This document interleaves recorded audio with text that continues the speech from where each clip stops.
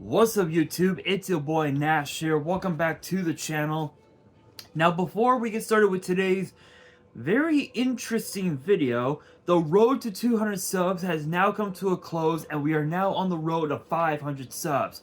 Who knows, maybe we might hit 500 subs by the end of the summer, only time will tell. Excuse me. But as I have said in previous videos, if this channel does get to 500 subs, I will open up this Korean LOB booster box in its entirety on the channel that I got from my partners at Collector Store. So be sure to check them out. Link and address will be in the description below. By checking them out, not only does it support them, it also supports the channel, and I would greatly appreciate it. On the hopes to potentially pull a Blue Eyes White Dragon, a Dark Magician, a Red Eyes Black Dragon, a Piece of Exodia, Monster Reborn, Pot of Greed. The possibilities are out there. However, if this channel gets to 1,000 subs, I will open up this first edition Toon Chaos box in its entirety on the channel that I also got from my partners at a Collector Store, on the hopes to potentially pull a collector's rare out of the set, much similar to what I pulled out of my Genesis Impact box I opened up last year, which is this beautiful Beat Cop from the Underworld. This thing looks absolutely beautiful, you guys. Obviously, with all of the new dark-based decks that are going to be coming out into the format, this card is definitely going to be coming in quite handy, and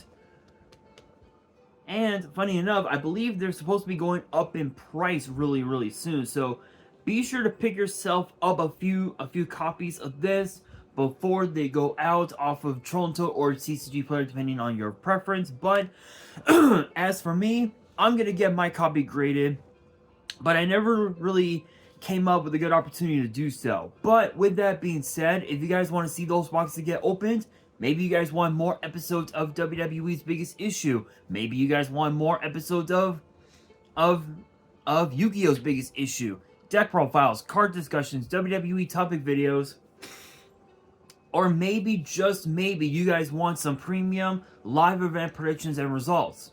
Well, if you guys want all of that and more, my channel is the place to be.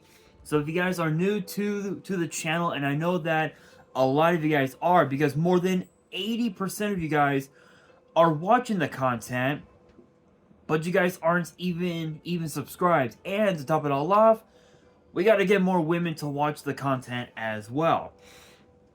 So if you guys are watching the content, you like the content, and you want more of the content, but you guys have not subscribed as of yet, then make sure you guys do indeed subscribe to the channel, turn on the notification bell, smash that thumbs up button on this video, and as always, make sure you guys are following me on all of my social media. My ads will be in the description below, as will the info to my fan mail.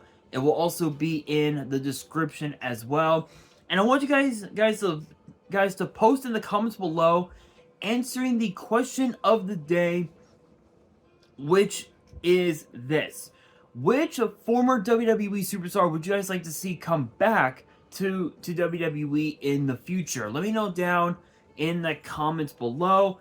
And for today's video, this is going to be a bit of an interesting one, because apparently Drew Gulak has been banned from WWE and potentially released from WWE. Now, if you guys had seen what was it, last week on NXT, we saw Damon Kemp, Charlie Dempsey, and Miles Bourne of the No Quarter Catch crew show up without Drew Gulak, and apparently they got into a rivalry with the D'Angelo family, saying that, you know, the D'Angelo family took care of No Quarter Catch crew's bullshit, which being Drew Gulak, and they had to pay up. Well, obviously, it turns out that Drew Gulak has been apparently banned from WWE, and it was actually reported by Fightful Select's Corey Brennan, big shout out, no copyrights as always. he actually reported on the directive during the outlet's NXT post show over the week. This was actually last week. Stating, quote, with absolute certainty, the WWE doesn't want to draw attention to Drew's current situation, so nobody can say his name. And funny enough, speaking with News Nation earlier this month, big shout out again, no copyrights as always. Former WWE superstar and former multi-time women's champion Ronda Rousey actually accused Gulak of, get this, grabbing the drawstring of her sweatpants without consent while she was en route to talking to Triple H. So in a way, it was some sort of it was basically sexual misconduct, I guess, if you will. I know I shouldn't have said that, but this had to have been brought up. But she said Drew Gulak, that's who it was. I confronted him later, and I was like, if I ever hear about you putting your hands on any other woman like this, or doing anything like this to me ever again, we're gonna have a problem. He was like, no. I'm glad you said something to me. He really backpedaled. He really backpedaled, but it put a sour taste in my mouth, and the culture there and what's considered acceptable on how to touch and treat the women in the hallways and anywhere. Funny, and what's crazy is that Drew Gulak actually took to X saying, quote, backstage at a WWE event in 2022, I saw Ronda talking with a group in the hallway. I stopped to say hi and shake all their hands, and then in attempt to shake her hand, I accidentally touched her drawstring. Complete accident, and one that I had apologized to her for in the mishap. So what's even more crazy is that Dave Meltzer on the Wrestling Observer actually reported that although there were witnesses in that whole ordeal, sources actually indicated that they were inconclusive, and it's a matter of one person's word over the other, and Meltzer believes that WWE will most likely fire Drew Gulak. So here's the funny thing. Here's the crazy thing. People seem to forget that Drew Gulak is a former cruiserweight champion, and he had an opportunity to become cruiserweight champion in the first and only Cruiserweight Classic tournament back in 2016. And what's interesting is that Drew Gulak is probably one of the most respected superstars on the entire WWE roster. He's the type of guy to never, I wouldn't say question morals, but he's the type of guy that loves to take certain individuals under his wing and make them stars, such as the No Quarter Catch Crew, where Charlie Dempsey won the NXT Heritage Cup, which, funny enough, now what they're doing is they're using the Freebird rule on the Heritage Cup, which honestly I think it's a great idea, but at the same time, it's honestly I really don't know what to make of it, but it is what it is. Honestly, though, this is a bit of a weird one because over the last couple of days or so, we've had we've had Jinder Mahal released from his contract with WWE.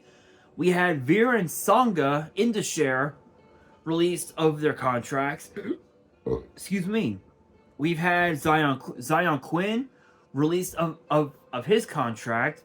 Xia Li released of her contract, and now we just found out that both Von Wagner and Cameron Grimes have both been released from their contracts as well. Which, my opinion with Cameron Grimes, I think WWE dropped the ball and they missed a huge opportunity with Grimes. However, as well, as you know, with Von Wagner, I think it wasn't much so of a missed opportunity. It was more the fact that they were just putting him in the most random bullshit you could ever think of. Whether it was his rivalry with Braun Breaker over the head trauma, whether it was his first rivalry with Kyle O'Reilly, which, to be fair, I mean, that's one way to write someone off WWE completely. Just just have them being released. That's one way, but there could have been other ways, in my opinion. But it is what it is. But Xia Li, definitely a missed opportunity. Zion Quinn, there was like no shot that WWE had anything planned for him. Jinder Mahal and Indus missed opportunity. We could have seen Indus as the World Tag Team Champions. Maybe Jinder Mahal as the Intercontinental Champion, which could have been a possibility. But it is what it is. But obviously, we know accidents do happen from time to time. This right here was just an accident. I don't think it was right for WWE to ban Drew Gulak, but at the same time,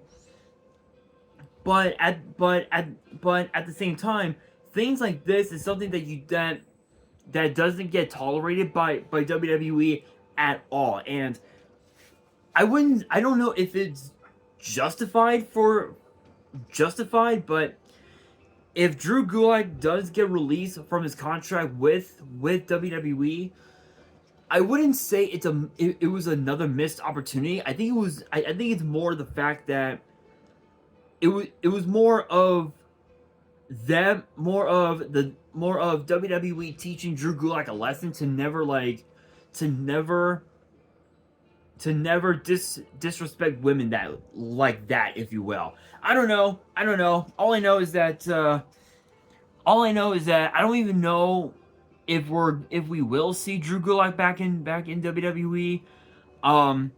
Even if we do, I'm pretty sure that we're probably just gonna see him as like a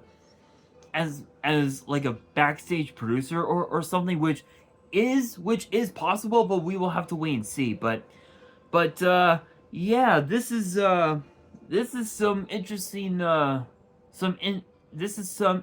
shit. And again, it says, Dave Meltzer even said it best, that WWE could very may well fire him from, they could end up releasing him of his contract, which rumor has it that apparently he's got another 2 years left in his contract, so there was gonna be a possibility that he would probably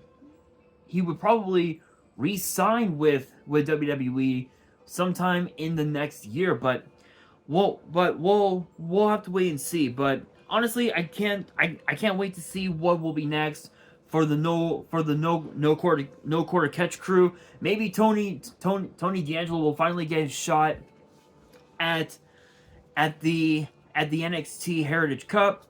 It's possible, but we'll have to wait and see. But with that being said, that will do it for today's video. Hopefully you guys enjoyed. If you did, Make sure you guys smash that thumbs up button. If you guys are new to the channel and you guys want more WWE topic videos in the future, make sure you guys subscribe to the channel, turn on the notification bell, and follow me on all of my social media. My ads will be in the description below, as will the info to my fan mail. It will also be in the description as well. And on that, this is your boy Nash, signing out.